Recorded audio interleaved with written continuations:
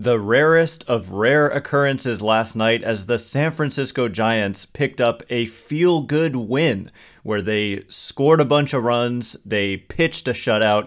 Heck, even Gabe Kapler got fired up and got ejected, something people have wanted him to do more often. And so, overall, great day.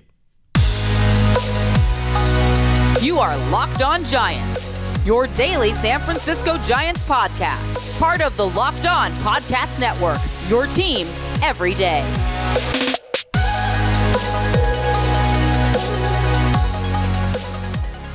Hello and welcome to Locked On Giants, part of the Locked On Podcast Network, where it's your team every day. My name is Ben Kaspic, and on the show we provide daily episodes Monday through Friday talking about the San Francisco Giants in a way that's data-driven and rational, but also simple, passionate, and accessible to all.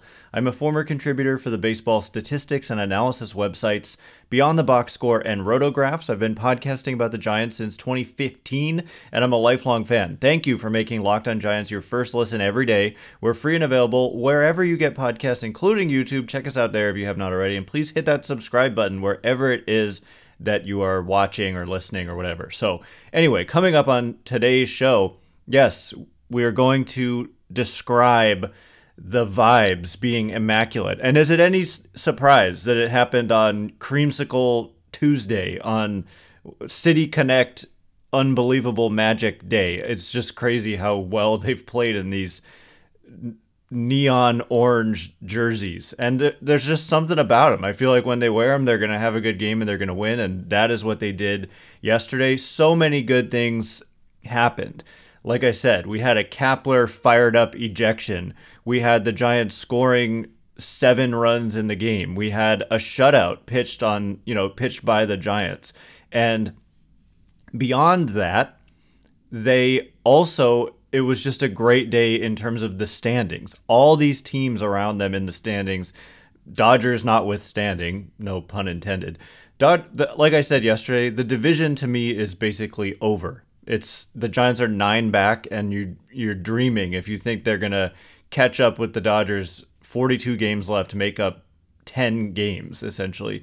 So obviously it's still possible, but it's a remote possibility. But in the wild card race, the Phillies, who are 1 spot ahead of the Giants, they've lost 3 straight. The Marlins lost yesterday. The Cubs lost to the White Sox, a bad team, yesterday. The Reds lost yesterday. The only thing that didn't go the Giants' way is that the D-backs and Padres won, but the D-backs are 4 games behind the Giants, and the Padres remain 7 back of the Giants. And so, yes, you've got to still pay attention to those teams, but as things stand going into Wednesday, the Giants have now a 2.5 game lead on a playoff spot. And so entering yesterday, it was 1.5, and so they picked up a full game on their playoff hold.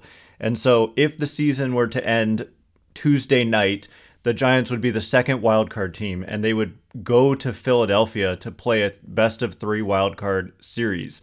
So there's a lot to say here, but to have a 2.5 game lead is much better. It was 1.5 going into yesterday. And so the Fangraphs playoff odds going into yesterday were like 60% for the Giants, who had like a season high of around 80%. They've kind of waffled between 50 and 80% for the last couple months, it seems. But after yesterday, those odds went from like 60% to now entering Wednesday 71%. So just a great day in terms of, you won your game, and all your competitors outside of the Dodgers and D-backs and Padres, they lost. And so Padres playoff odds, by the way, 21%. D-backs also at 21%. Cubs down to 50%. Reds at 20%. Phillies at 82%. Marlins at 49%.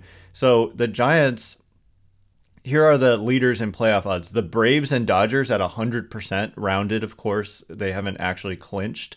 The Brewers at 83.5%. The Phillies at 82%. And then the Giants are next. And so they're still in a strong position. Their schedule remains tough going forward. They have played well against good teams. Like, they still are 36-30 against over 500 teams this year.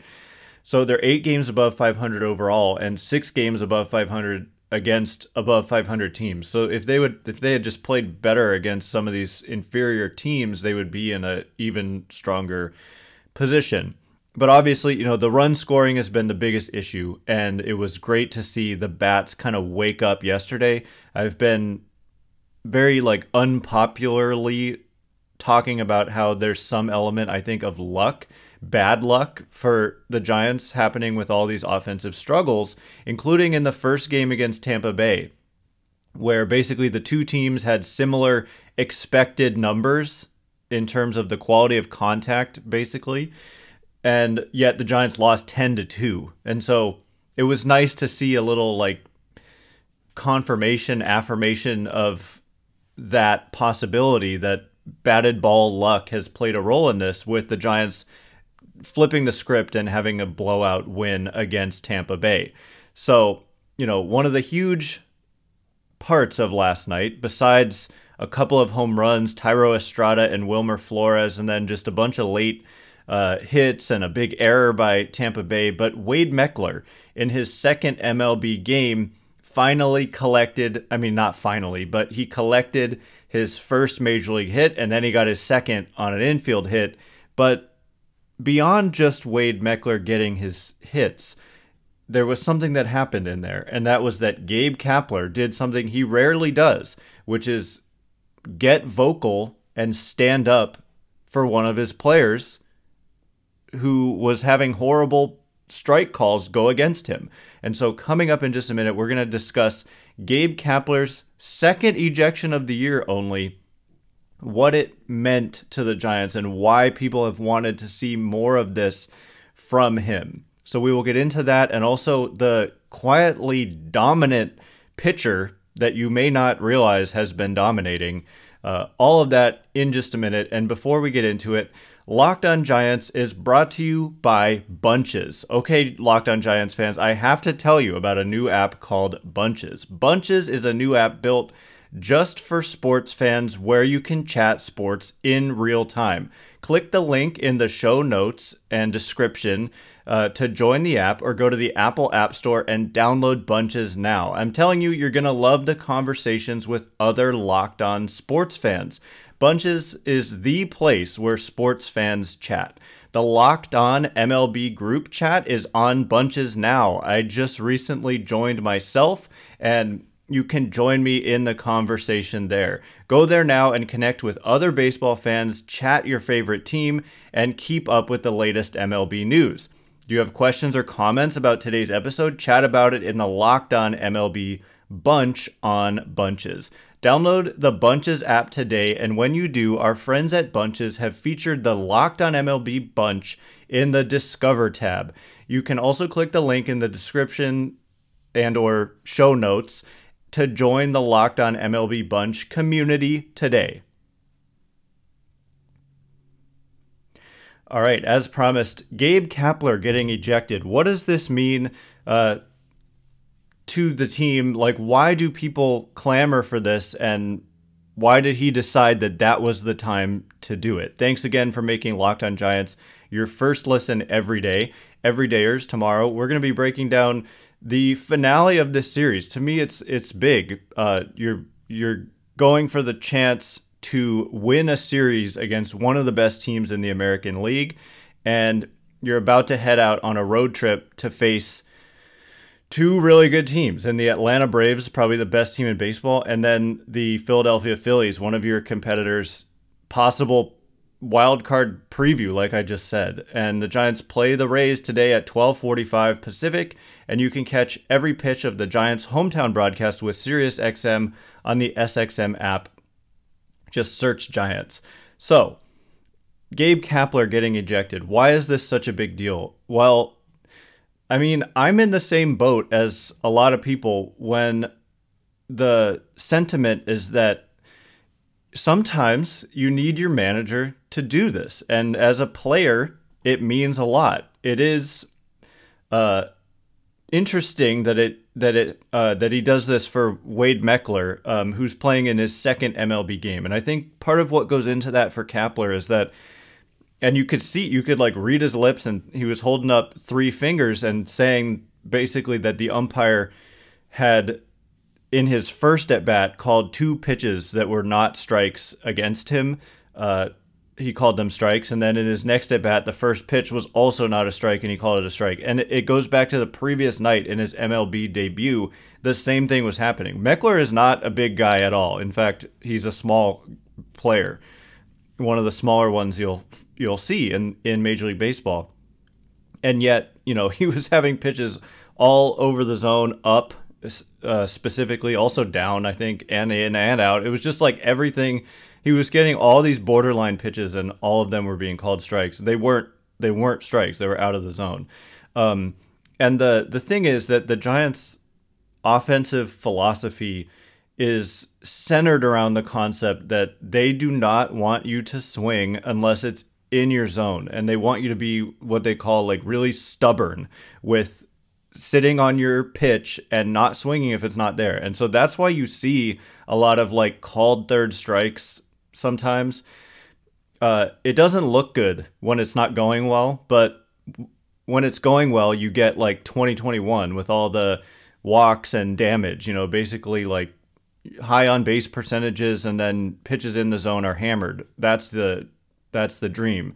And it's funny, Brandon Belt was like the master of this, and so many people did not like Brandon Belt's offensive approach. And yet that, I'm telling you, is exactly what they want their hitters to do. And so I know some of you probably are just groaning at the very concept, but when all is said and done, Brandon Belt was a really good offensive player, and he did it by being really patient, drew a lot of walks, got on base a lot, and when he got pitches over the heart, in his zone, he had trouble with certain areas for sure.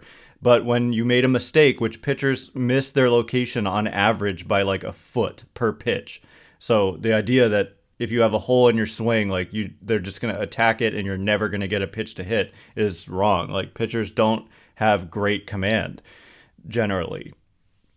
And so anyway, all of that backstory to say Meckler, that's his game. Like he kind of has a Brandon Belt-like approach where he's just going to be really stubborn and not going to swing if the pitch isn't in his zone. And so if he's getting these borderline pitches called against him, then it's discouraging for a player who's trying to break through in the majors. And so it rubbed Kapler the wrong way that Meckler wasn't being rewarded for the right approach, basically. And you love to see it. Like all of that to say, you love to see the manager sticking up for the players. And it's frankly something we haven't seen enough of, I would say, from Kapler, because like he's got this logical mindset about it where he has said that he's not going to get ejected like intentionally because it essentially like hurts their team because he's not able to be managing, which of course is his job, like to make decisions and whatnot. But I think like you've got to listen. Gabe Kapler was a player himself. I think maybe some people don't realize that. Most people probably realize that. He played Major League Baseball for quite some time. And so he knows what it's like to be a player. And perhaps to him it didn't mean as much, but to a lot of players it means a lot to have your manager like go out there and yell at an umpire, basically stand up for them, because they can't do that without getting ejected. And then that does definitely hurt the team when a player has to come out, especially if it's one of your better players, especially if it's early in a game. And so for the manager to do it, it has a psychological effect. Like these are human beings, and you like to see somebody standing up for you and someone in authority to stand up for you. And so I think it does fire up the team. Certainly Wade Meckler appreciated it, which he said very emphatically when he was being interviewed post-game. And later on, I mean, and Kapler told him, like, don't change. Don't let this affect you, because that's what it can do. There was a Michael Conforto at bat later in the game where you saw a pitch way above the zone called a strike. And then what you saw after that was the pitcher, Zach Littell, throwing it up there again, and Conforto has to swing at it. And so it's crazy how an umpire's zone can really have an impact, not just from the one call that's missed, but then from how you can potentially then decide I've got to swing at that pitch. And so, yeah, I'm all for not having that be the case anymore and having, automatic balls and strikes.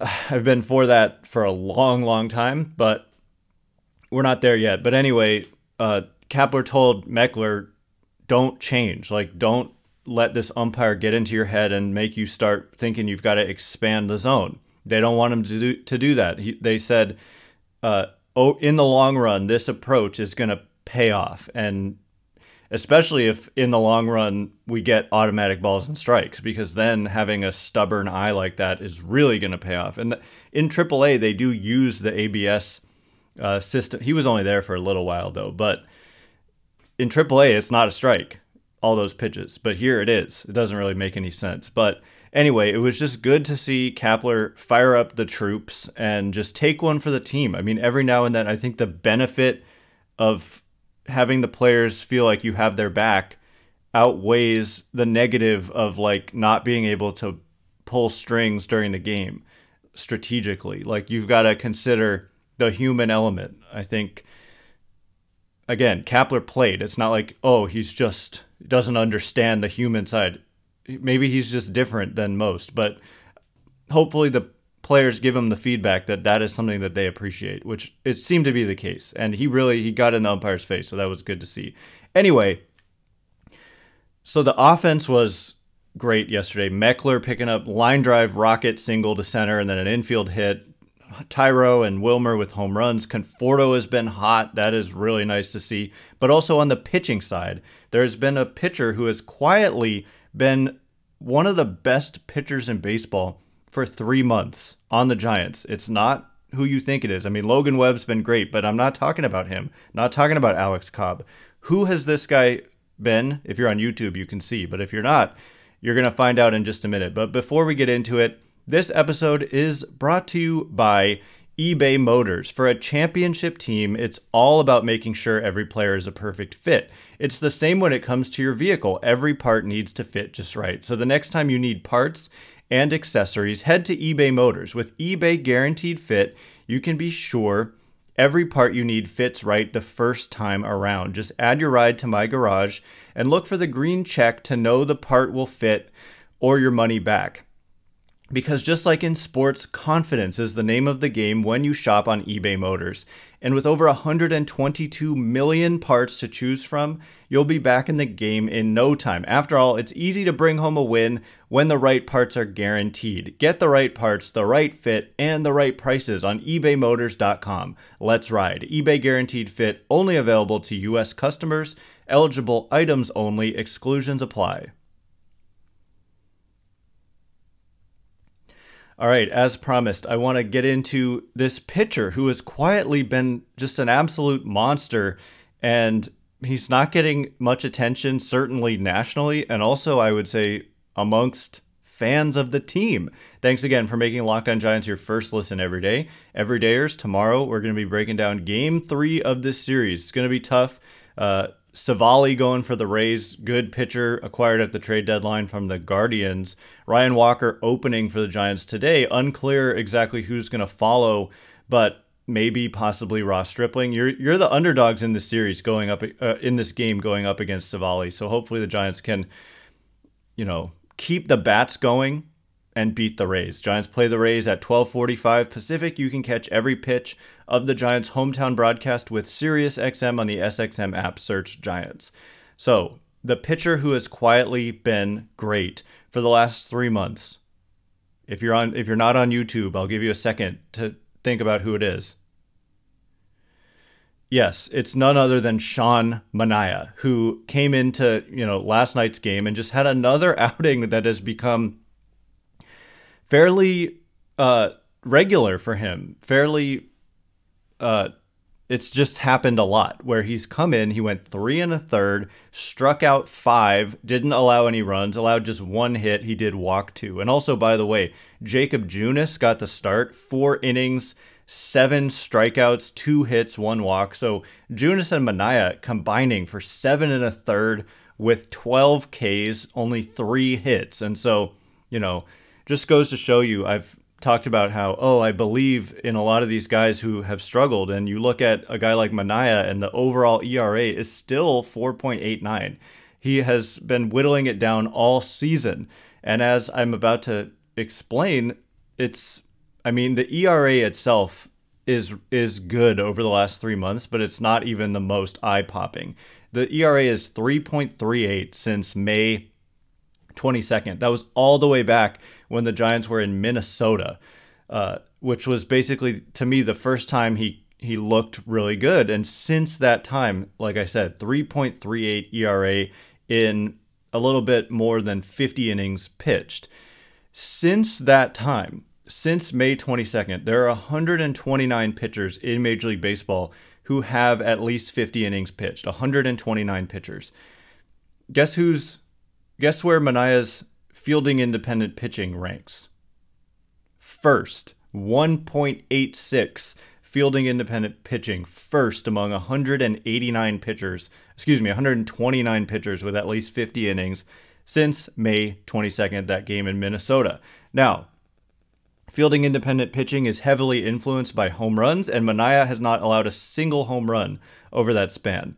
I'm probably jinxing him, watch him allow like 2 or 3 homers in his next outing. But so that comes with a caveat to say the fielding independent pitching is first. It's heavily influenced by the fact that he hasn't allowed a homer. But on the flip side, he hasn't allowed a homer since before May 22nd.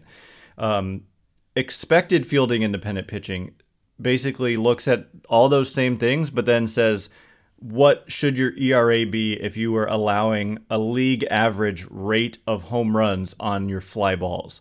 And for Manaea, that ERA predictor is 3.24, which ranks 9th among all these 129 pitchers with at least 50 innings since May 22nd.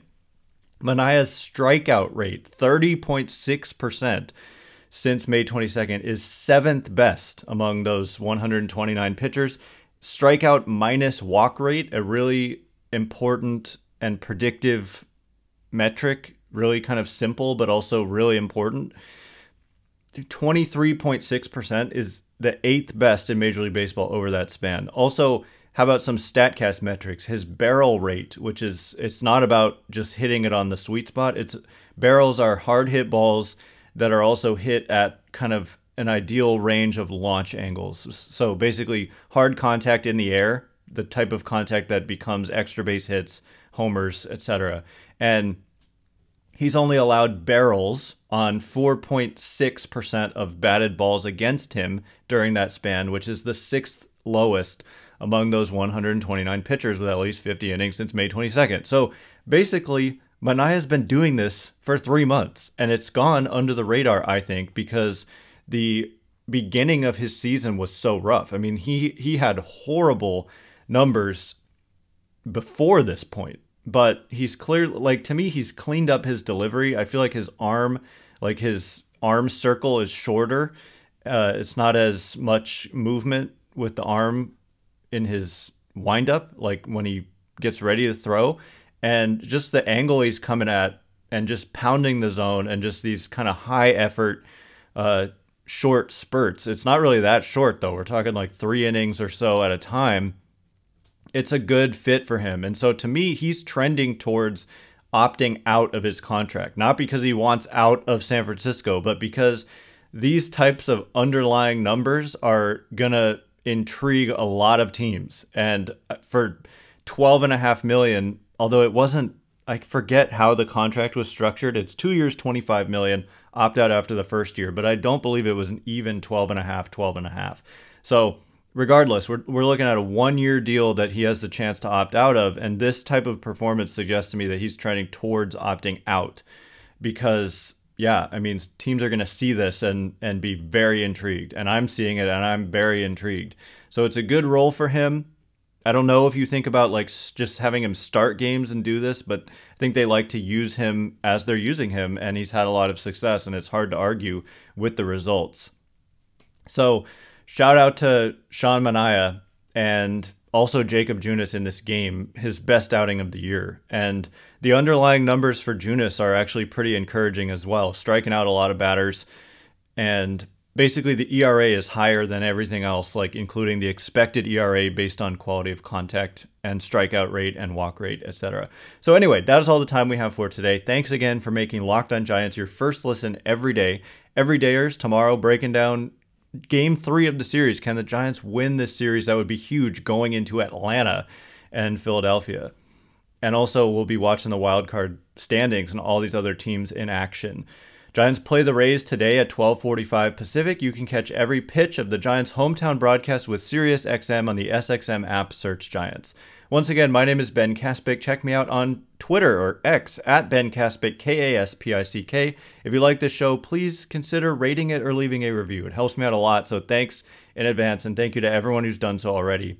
I cannot wait to be with you again tomorrow. Thanks again for listening today. You are now Locked On Giants.